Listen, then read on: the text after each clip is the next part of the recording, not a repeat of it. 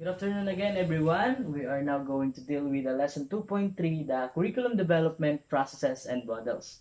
Our desired learning outcomes here is to explain and summarize the curriculum development processes and models. So before we proceed to the discussion, let us have this take-off activity. We are going to give a characteristic of a curriculum based from what is implied by this given picture. So this is our first word. Then the second word is implied by this picture. So we have curriculum is a dynamic process. When we say dynamic process, curriculum undergo constant change as time passes by.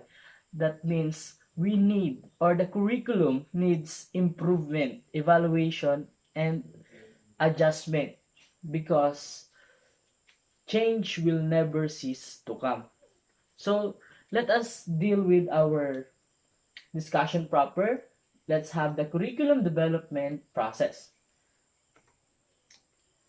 So curriculum development process is a dynamic process that involves alteration, modification, and improvement of existing condition to produce positive changes, which is purposeful, planned, and progressive.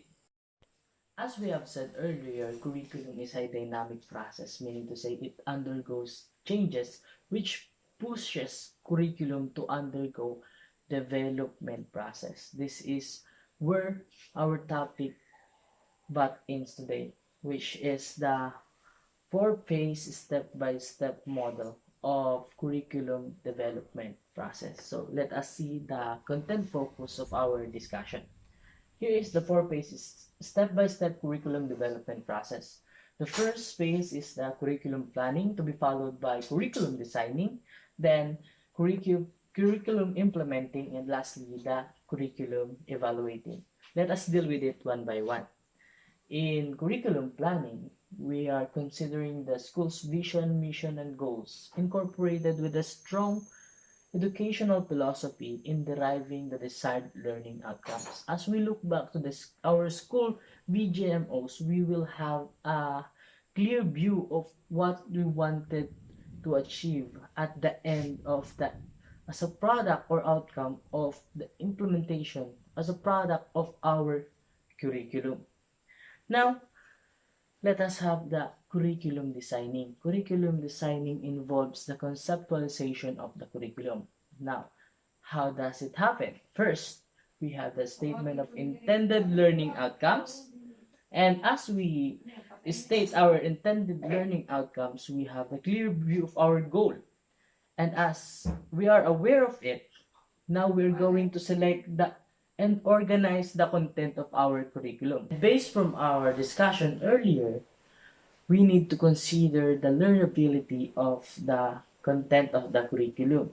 That is why in selecting and organizing the contents, we need to make a sequence of the content such that it has the developing level of complexity to help the retention of the students and ease their learning. Now next, we are going to utilize the research to carry out learning activities and experiences. In this process, this tells how we are going to transfer the content of the curriculum to the learners that will help us to achieve our desired learning outcomes. Then after that, we need to select assessment procedure tools to measure the achieved learning outcomes. It is very important that we design the assessment tool in order for us to see to it that if our curriculum design has been effective. Now, let us see the curriculum implementing. In curriculum implementing, this is where we put class into action based on the curriculum design in the classroom setting. This is where the teachers initiate teaching and instruction together with providing students with learning activities and experiences to meet the desired learning outcomes. And after that, we have here the curriculum evaluating. Determining the extent of the outcome and the progress of the learning, or the formative, or the mastery of learning, such as the summative, it helps to determine the hindering and supporting factors in the implementation as well as the areas for improvement.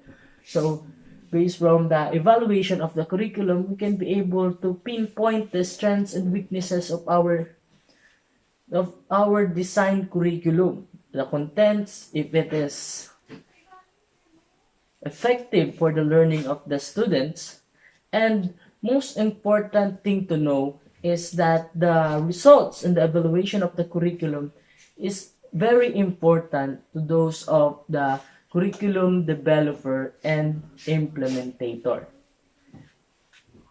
Let us discuss the curriculum development processes and models. We have three models that we are going to discuss today: the model of Tyler, the model of Taba, and the model of Saylor and Alexander. So let us have first the Ralph Tyler model, which is the four basic principles, also known as the Tyler's rationale. It is stated in his book, The Basic Principles in Curriculum and Instruction. So the four basic principle is represented as the answer of this following question. So the first, we have, what education purpose should the school seek to attain? Second, what education experiences should be proved that are provided that are likely to attain these purposes? Third, how can these educational experiences be effectively organized? And last, how can we determine whether these purposes are being attained or not? So, now let us see the four basic principles of time. So first is the purpose of the school. We need to know what we wanted to attain or the objective of the school. Like for example, the school wants us to have the competencies and skills that will be useful in our future careers and will help us to meet the day-to-day demands of life. Now, next is the educational experience related to those purpose. Like for example, the schools will provide activities or organize events that will help us develop skills and competencies that we need. And then the organization of experiences. So by giving the learning experience and activities or events, first they will give a less complex one, and then the complexity of those learning experience will develop for us to develop our skills and competencies better and bring it to the much higher level. And last, we have the evaluation of experience. It is always the last part here. So we need to evaluate whether those experience gave us the or help us develop the skills and competencies that we need in order to deal with our day-to-day life demand and the future career that we have chosen. So next is that the Hilda Taba model, which is called the grassroots approach. So Hilda Taba believes that the teacher should take part in curriculum development. And compared to Tyler, she begins from the bottom of the process while the Tyler begins from the top. So let us see her 6 phase or 6 steps. The first one is the diagnosis of learners' needs and expectation of the larger society. So we are going to determine first what the learners' needs and what of those that society expect them to be, or how we are going to develop students to deal with the day-to-day life demands and deal with the things within the society. So Next is the formulation of the learning objectives. After we have know what the students need, we are now going to set the objectives to be met. Therefore, there comes the selection of learning contents. After we have set our goals or objectives, we are now able to select the contents that will help the student to meet those objectives. And after the selection, we are going to organize the learning of the content. Because again, we need to take consideration of the learnability of this content of the curriculum. There should be a proper sequencing and organization in order to help the students retention and help them ease and learning. Next is the selection of learning experiences. After we organize the contents, we are now going to choose how do we give or help the students gain experiences or learning experiences to understand and learn the content of the curriculum. And last, we're going to determine what to evaluate and the means of doing it. So what are we going to evaluate? Take for example, is the content of the curriculum attainable by the capabilities of teachers in instruction? Does the complexity of the content is suitable for the capacity or the capabilities of the learners to learn? Is the available resources enough to support the learning process? And does the design of the curriculum is effective on the learning itself? So, after we have determined what to evaluate, of course, we are going to have this evaluation because the result of this evaluation will be used for further improvement of the curriculum. That is based from Hilda Taba model. Again, the grassroots approach. Now let us move on to the third model. So before that, let us see the definition of curriculum based from Saylor and Alexander. So for them, curriculum is a plan for providing the set of learning opportunities to achieve broad educational goals and related specific objectives for an identifiable population served by a single school center. So that is how they define curriculum. Let us see their model. So this is the curriculum model of Galen Saylor and William Alexander. Here in the goals, objectives, and domains, we are talking about the curriculum planner first set the major educational goals as well as the specific objectives they wanted to achieve. Talking about the domains, it deals with the personal development, the human relation, continued learning skills, and as well as specialization. So these goals, objectives, and domains were selected through the result of research, the accreditation standards, and the view of different stakeholders. Now, in curriculum designing, the two things that we need to consider is the academic discipline and the learner's interest to provide effective learning opportunity. The next is the curriculum implementation. After the curriculum design is ready, it is now time to implement or put this curriculum design into action. So first we are going to have the instructional plans wherein the objectives and goals were stated, and we are going to use the appropriate methods to deliver the contents of the curriculum in order for the learners to achieve the desired learning outcomes. And after that, we are going to proceed with evaluation.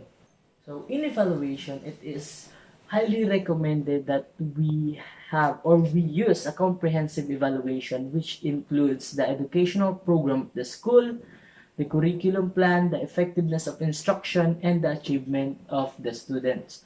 The result of the evaluation is very important to determine whether we have met the goals and objectives. Now, for us to have the better understanding of these three models, let us have this take action activity, which is the comparison of the three models. So let us take a look at this table. So the similarities of Tyler and Taba is that it both emphasize on planning phase and it is linear in design. In addition to that, it is objective based and it involves evaluation process. While the comparison of Tyler's to Saylor's and Alexander's model is that it both includes four phases of curriculum development process and as well as it has the specific objectives to be accomplished. Now, the comparison of Taba and the Saylor and Alexander's model has the similarities when it comes to the need to examine the needs of the students and society by determining the goals and objectives and domains before subjecting to the curriculum designing, implementation, and evaluation. In addition to that, they both specify major educational goals. So those comparison is for the similar features of those three models. So my comment is that in general, the main similarities among these three models is their emphasis on evaluation. It is clear that all these three utilize the curriculum planning, curriculum designing, curriculum implementing, and the curriculum evaluation. Now let us proceed to the different features of the three models. So let us compare the difference of these three models. From Tyler's compared to Taba's model, we have Taba's model is inductive while Tyler's model is deductive. On the other hand, Taba's model begins from the bottom while Tyler starts from the top. So we have Tyler compared to Saylor and Alexander. So in Tyler's model, it gives consideration to the experience while Saylor and Alexander's does not. And another thing is that unlike Saylor and Alexander's model, Tyler's does not only focus on goals and objectives on curriculum development, but also experience connected to the purpose of the curriculum. And the last comparison is to Taba's and Saylor and Alexander's model. The difference of their model is that Taba's model gives attention to any learning interference, while the latter directed to the four major steps. In addition to that, Taba's model specified each steps in developing the curriculum, while the latter directly submits to the goals and objectives without identifying the content. So comment here is that as we can see, the tree differs from the approach.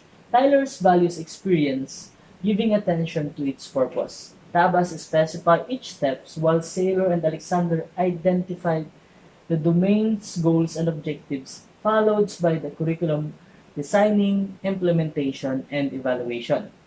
The model differs because they have different steps to develop a curriculum, but they have a similar goal, which is to meet the needs for improvement. So now it is your turn to have an activity regarding this topic by performing the self-check and by describing the model of the curriculum development that you understood the best. Write it into paragraphs. In addition to that, you are going to do the self-reflect. The self-reflect, you need to answer what phase of curriculum process do you find very important as a teacher and why? So that concludes my report. Thank you for listening and participating in my report. So thank you very much.